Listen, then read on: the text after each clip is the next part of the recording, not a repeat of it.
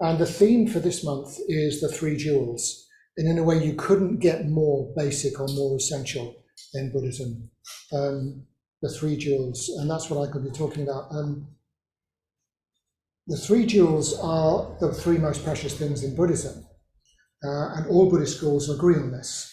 And here they are on the cases that we have, those of us who are ordained Buddhists.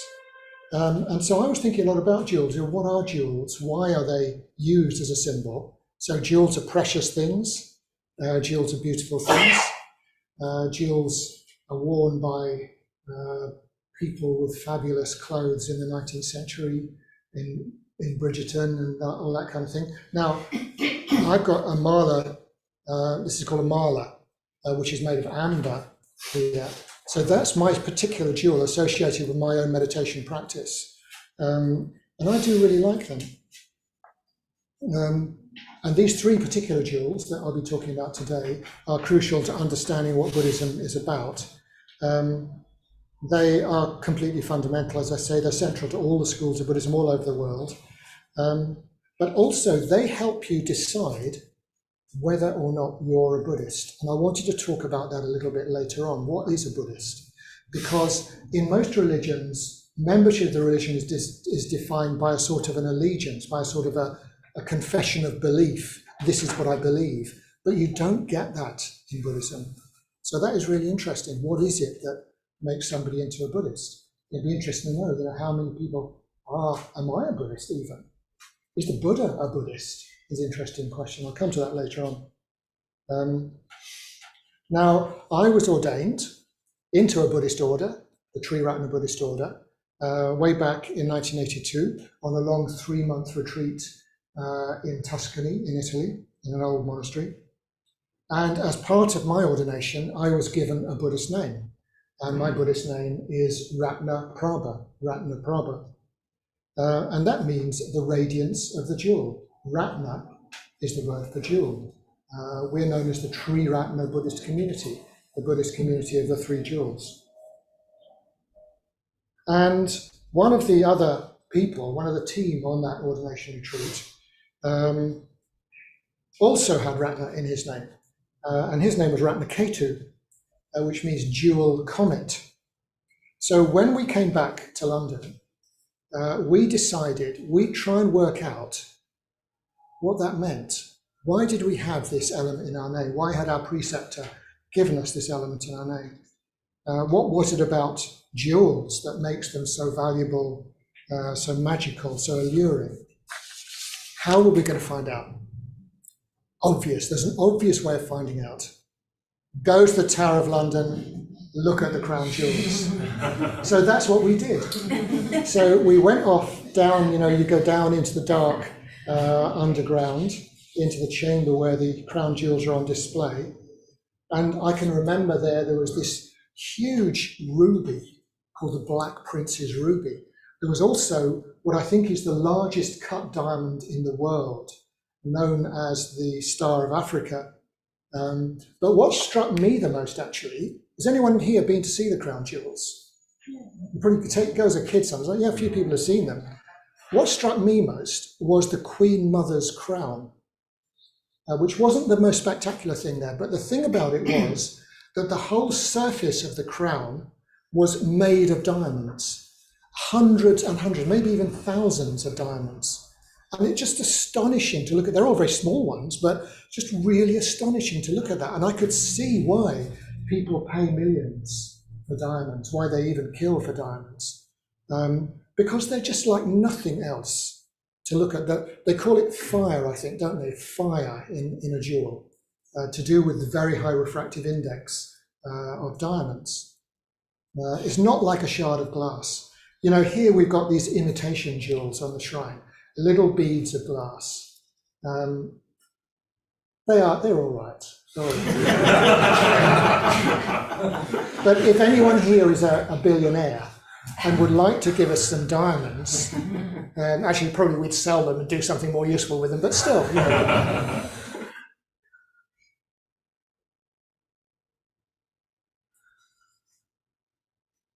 So here on the Kesa, are the three jewels in Buddhism. Here on the shrine also are the three jewels. On this particular, you always have a Buddha on a Buddhist shrine. That's the first of the three jewels, the ideal of enlightenment. On this shrine, I've also put the Dharma in the form of books. In other words, the teachings of Buddhism, the methods of Buddhism, the record of the Buddha's own teachings from his day. And that's the Dharma, the second of the three jewels. And then the third of the three jewels is the Sangha, the spiritual community. And we can see, well, we are the spiritual community in one sense. We can also see an array of some great 20th century Buddhist teachers in our own lineage of the Triratna community up here along the back. Here is what's called a refuge tree, which is a Tibetan way of showing the three jewels, in particular the Sangha. It includes mythical figures, but also historical figures, some of the great Buddhist teachers down the ages, the Buddha's own personal disciples, and so on. So it's good to sort of see these three jewels embodied. And I have a reminder whenever I put my kesa on. The yellow one is the Buddha jewel, the blue one is the Dharma jewel, the red one is the Sangha jewel.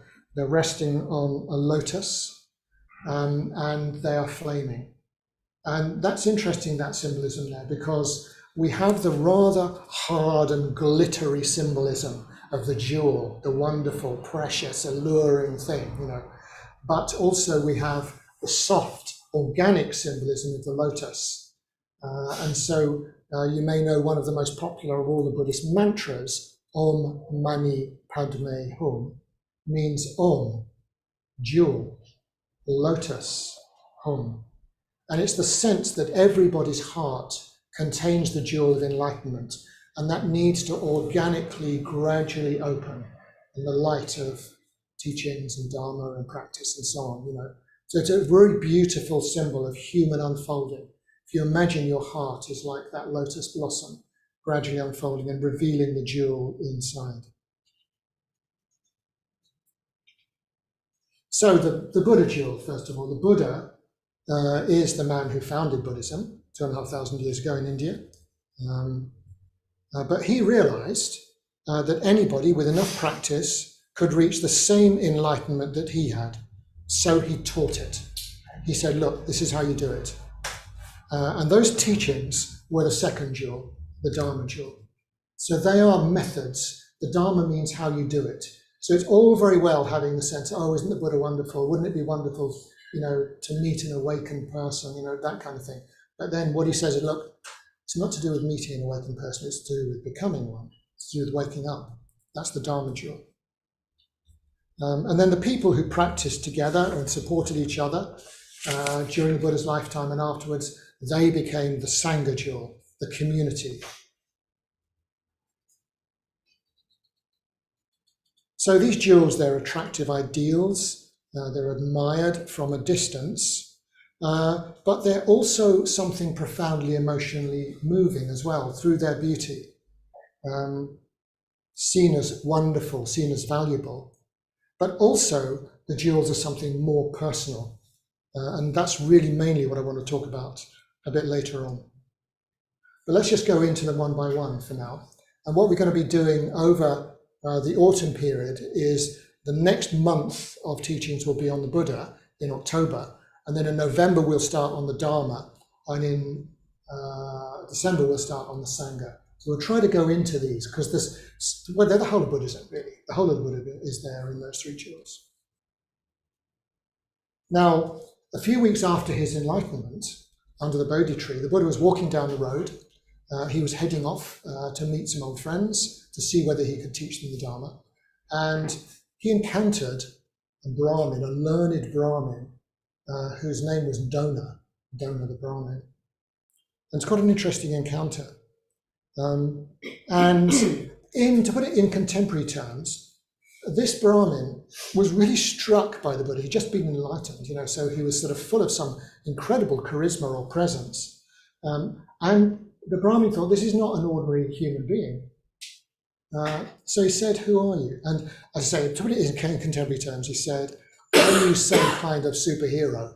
Is that what you are? One of the guardians of the galaxy or something like that? or somebody down from Asgard to visit the earth, you know. And all these guesses that Dona came up with, the Buddha said, no, I'm not. I'm not a celestial musician. I'm not a deva. And he said, oh, so I suppose you must be a human being. And he said, well, no, not really. Not even a human being. And what he said was, I can't be tied down by any of these descriptions. I'm one who has completely woken up. And Dona said, oh, right, interesting. Then he shrugged, he said, maybe, and he went off on another road. He'd been struck by the Buddha, but he hadn't made any personal connection. And in a way, the Buddha had failed to establish that personal connection. The Buddha had just been very almost matter of fact and said, I'm the Buddha. So the impressive charisma had to make a connection with the people that the Buddha met. And he gradually learned how to do this. He learned how to show people, how to shine a light on the darkness of their own ignorance. And in Sri Lanka, the Buddha, I just described this yesterday, actually, the Buddha is known as the orb of dawn in the darkness of delusion. It's quite a nice image, isn't it? The orb of dawn in the darkness of delusion. So that sense maybe is there in the jewel as well, the sense of light, of enlightenment, of shining a light on things, of waking up, the sunshine and the moonshine.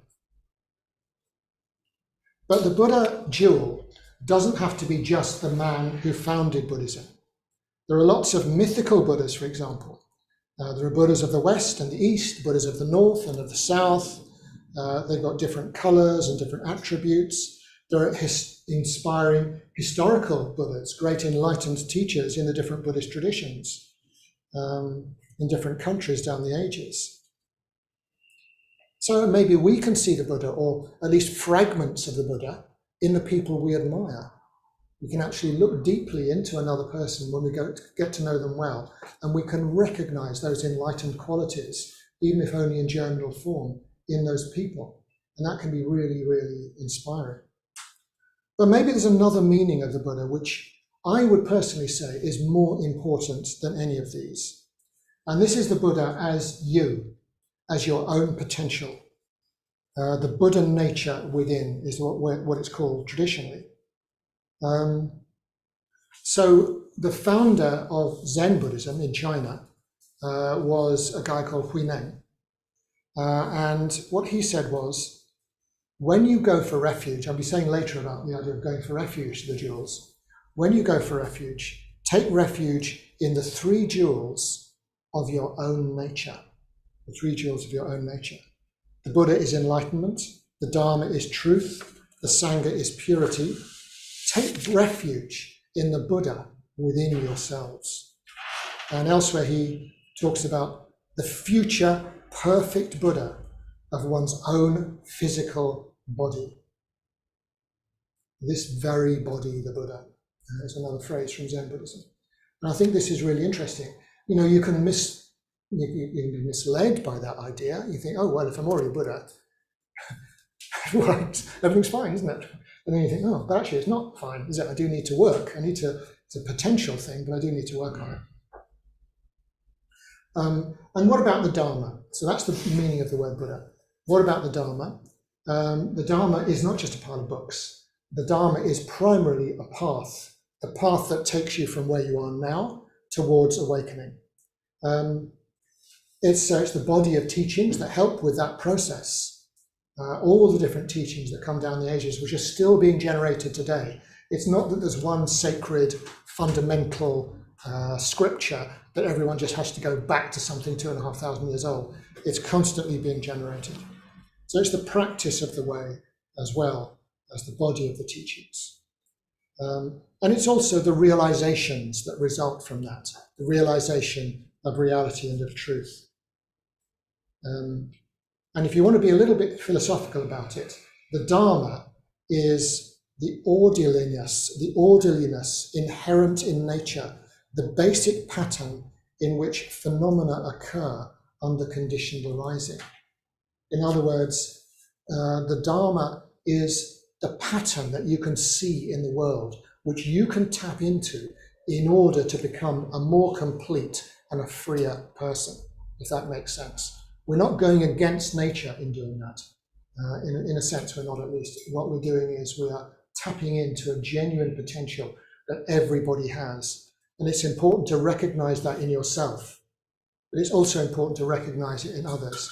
And sometimes we tend to dismiss others or discriminate against others. But if you can see that Buddha nature, as it were, in them, then you can't do that. You realize that everybody is incredibly precious, even more precious than the star of Africa, precious though that may be. So if you look at reality as it is, you're looking at the Dharma. And then we've got the meaning of the Sangha. And often we use the word Sangha simply to describe all the people that we meet at a Buddhist center, all the people who are practicing here, the people we meditate with, especially those who do maybe think of themselves as Buddhists. And the great Sangha, the Maha Sangha, means everybody who is to some extent on the Buddhist path. You also have the Sangha of the ordained. So in our particular movement, we've got the Sangha of those who have become ordained into the Triratna Buddhist order. They're order members, they've taken additional precepts.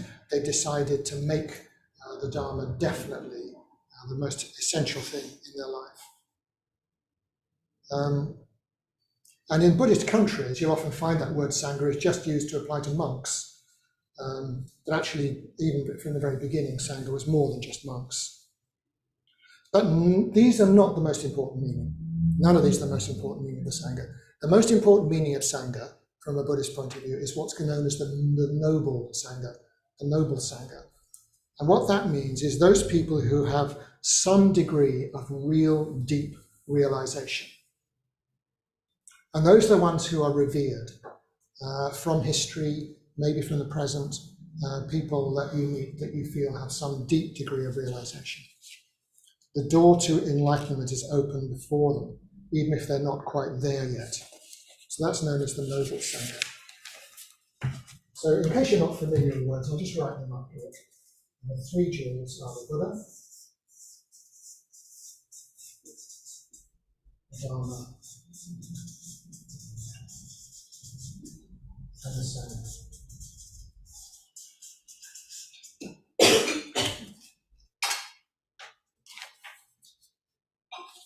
So now I want to talk a little bit about this concept of going for refuge, which is the way that a Buddhist will engage with the three jewels.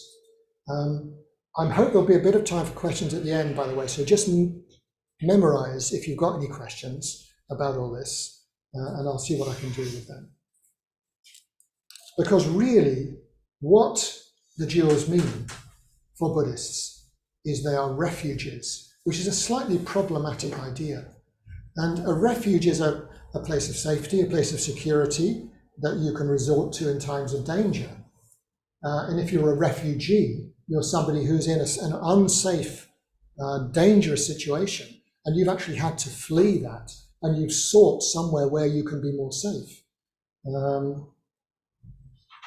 And it could sound a bit like you're a little chick running under the safety of the mother hen's wing when the hawk flies overhead, which is not really an image I don't really want to be a little chick under a mother hen's. Maybe occasionally I do actually, but usually I don't.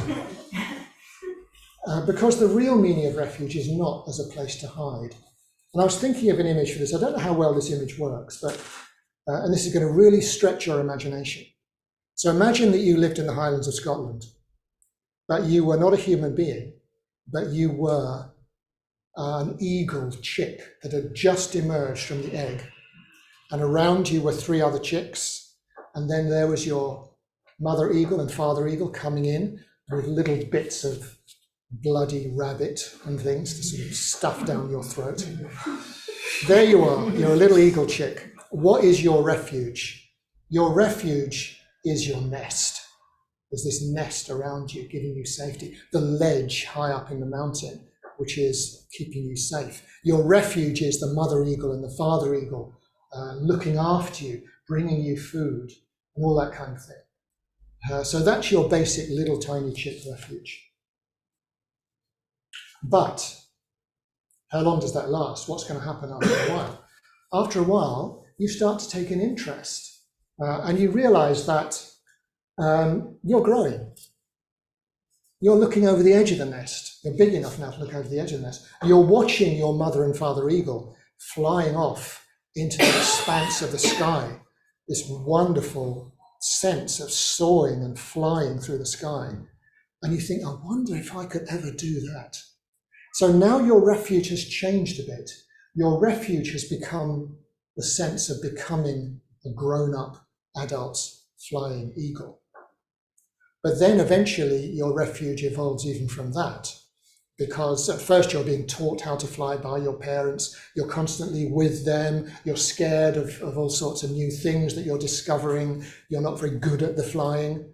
But then one day you and maybe your brothers and sisters together, off you go. You leave the nest. You go off into the sky, around the mountains. You learn to hunt. You learn to soar very high up and look down at everything, all the little deer and the people doing their things down there. And then your refuge is the sky itself. Your refuge is the sky. In other words, the most insecure place you could possibly imagine. And in a way, that's the aspiration in Buddhism, is to evolve that refuge, first of all, from just places of safety, where you're scared, where you're vulnerable, then to emulating the soaring eagle in the sky, emulating other people that you see that you think, could I be like that? Could I become an independent person? Could I become even somebody who develops great qualities? And then finally, your refuge is the sky itself. And very often the Dharma is symbolized by, that's why it's blue here, it's symbolized by the infinite expanse of blue sky, of openness and freedom. So that's not really the way we think of refuge, is it? But in Buddhism, that's what's intended, something like that. So the refuges are something to become. In going for refuge, you've made a decision to change your future, to orient yourself wholly towards the Buddha, to the deepest truths, and to the noble community. You want to become a Buddha, you want to wake up, you want to realize the path and the truth. You want to join the assembly of the realized ones.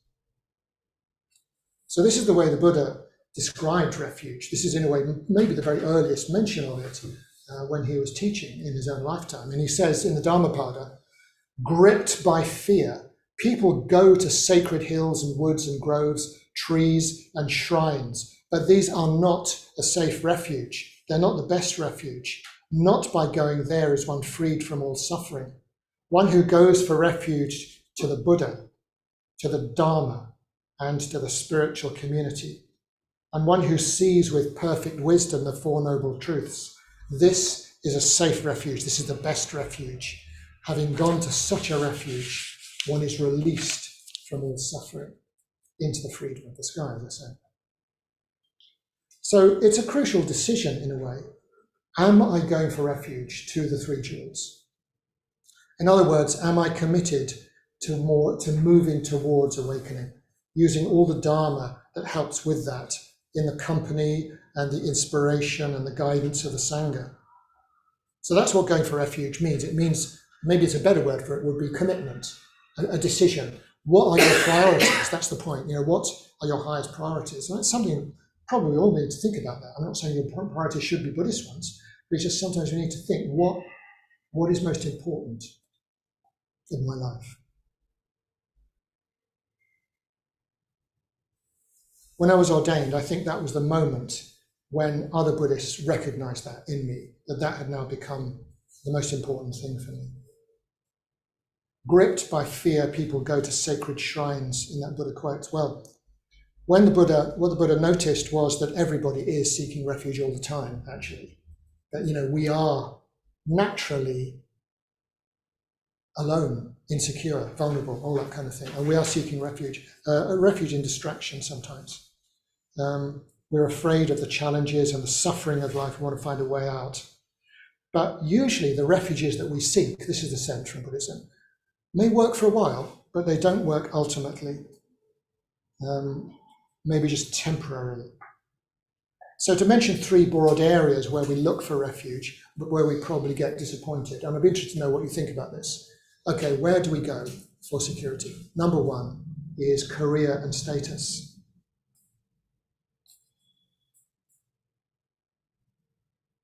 And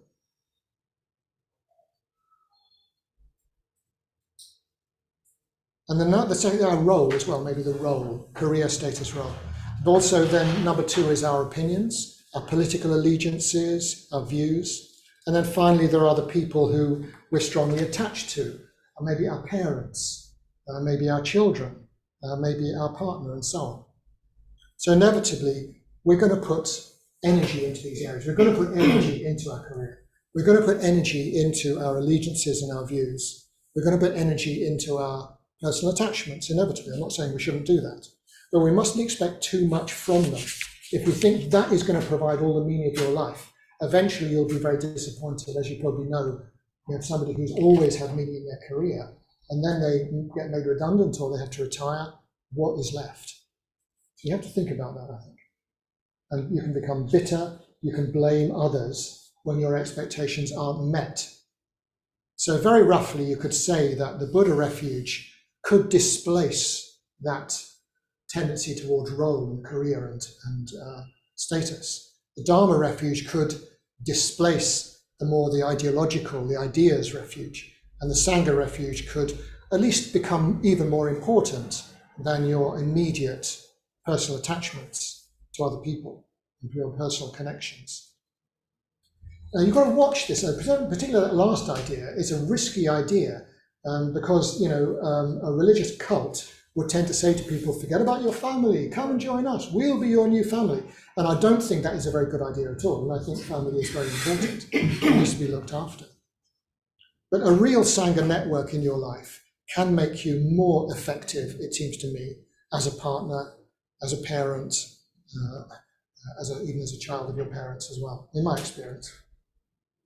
So the idea is just to consider what is truly reliable. If we're hoping for complete satisfaction from career and so on, or from other things like food, or from entertainment, or from your possessions, if you expect complete satisfaction from those things, you are going to be disappointed. And if you put all your energy into that and neglect things that are deeper and more spiritual, you're going to be disappointed. So Buddhists would say, instead, what should we go for? What is reliable? The three jewels. But you might put it in a different way yourself. You might say something quite different. And this brings me on to this issue of what is a Buddhist? Am I a Buddhist, indeed? I remember I first came across Buddhism when I was a student in Brighton. And semi-consciously, after a year or so of going to meditation classes and things, I ran away. And the reason I ran away was because it was all getting a bit too serious. I could see my future going into Buddhism. And I thought, but look, when I was 22, something like that, then 21, 22. So I ran away to Milton Keynes. The safe haven in Milton Keynes. I got a job with the Open University because there wasn't any Buddhism up there at the time.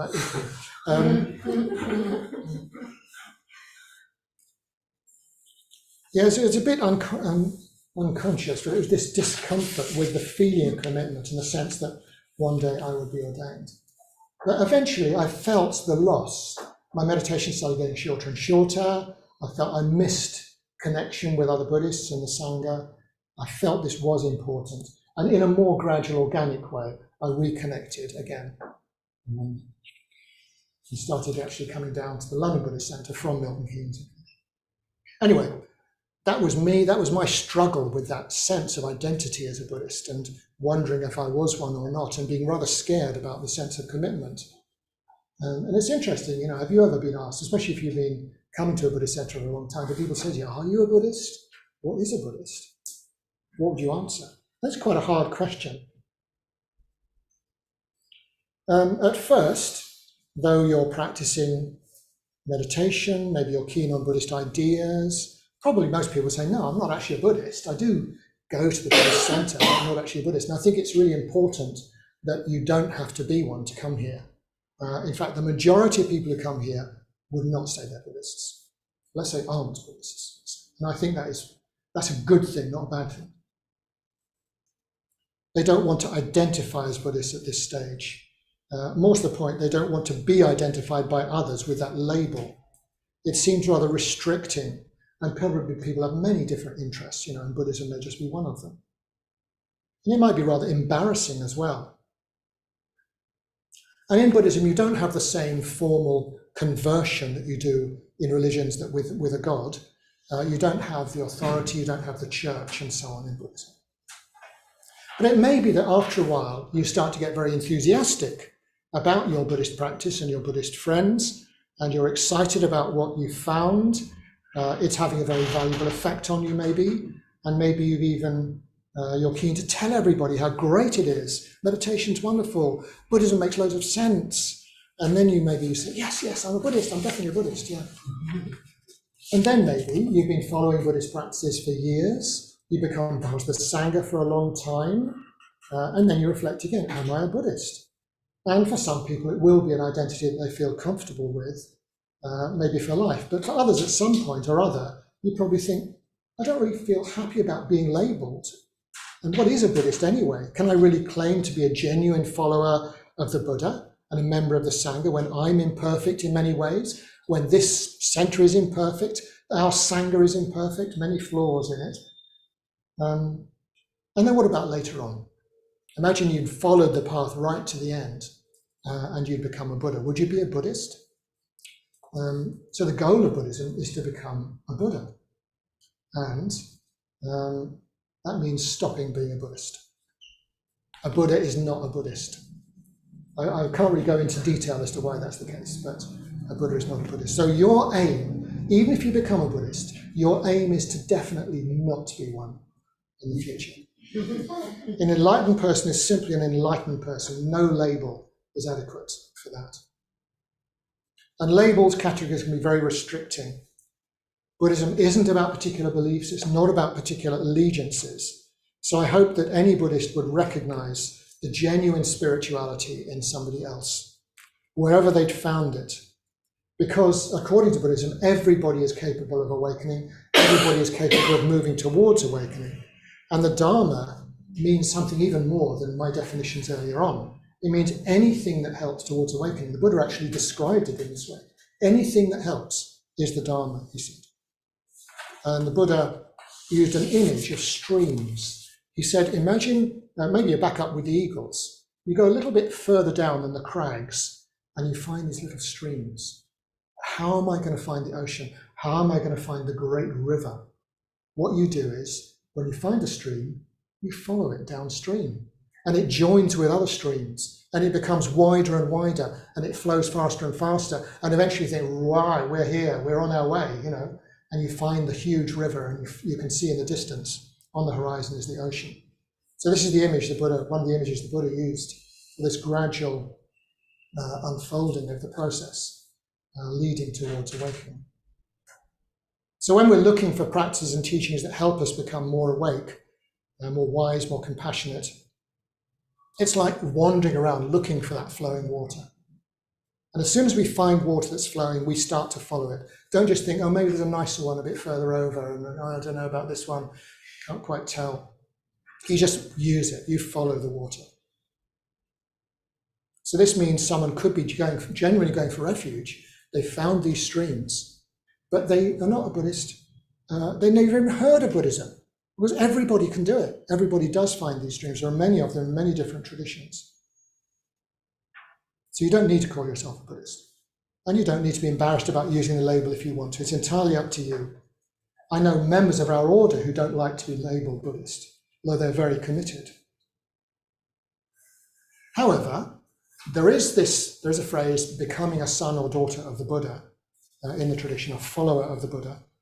And we would say, in our Western terms, therefore a Buddhist.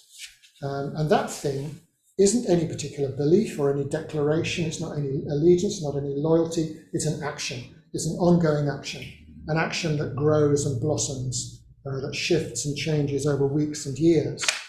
And that action is this going for refuge. It's the start of the path. It's followed by working on your lifestyle using the precepts. It's followed by working on your mind using meditation. And people will regularly recite these lines in all Buddhist countries. To the Buddha for refuge I go, to the Dharma for refuge I go, to the Sangha for refuge I go. So if we have time, we'll do that at the end. And so you can hear what that sounds like. And ever since the lifetime of the Buddha, they've been doing that, reciting those words, probably the same words, 2,500 years. And I feel a bit of a frisson whenever I do that. I do it every morning in the community where I live, just recite those words to the Buddha for refuge. It's just an amazing feeling for me, that connection with everybody who's been inspired by the Buddha's teachings.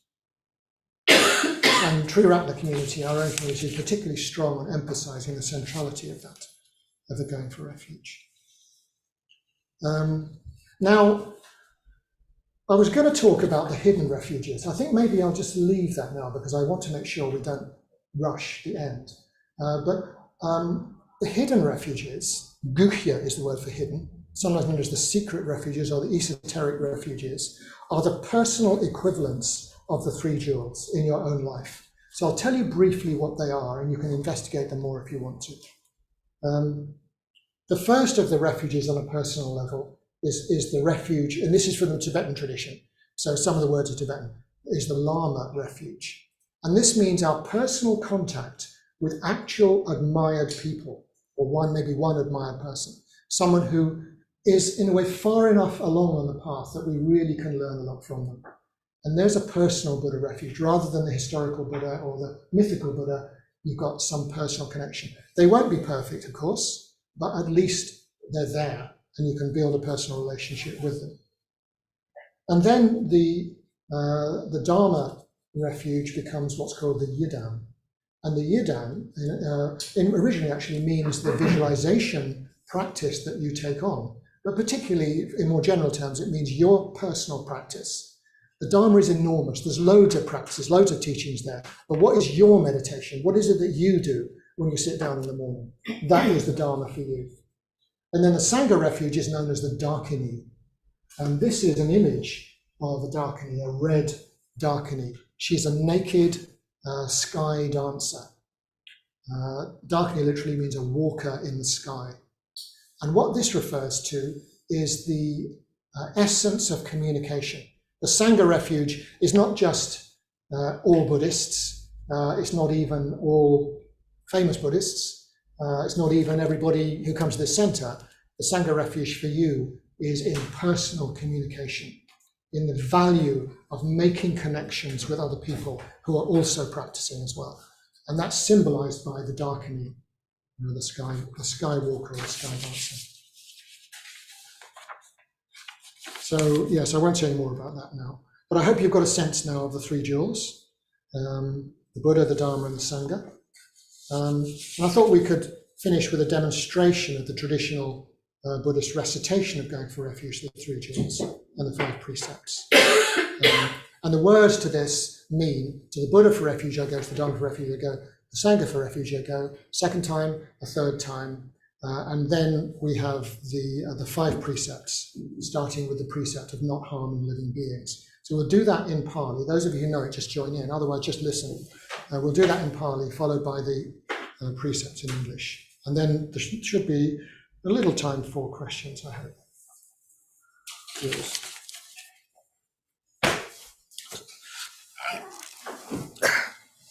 So if you don't know this, don't worry.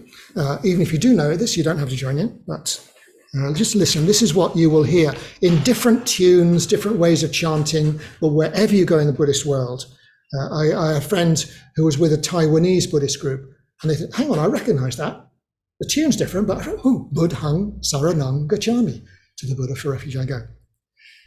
Okay. If you're online, don't unmute yourself, but do join in if you want to.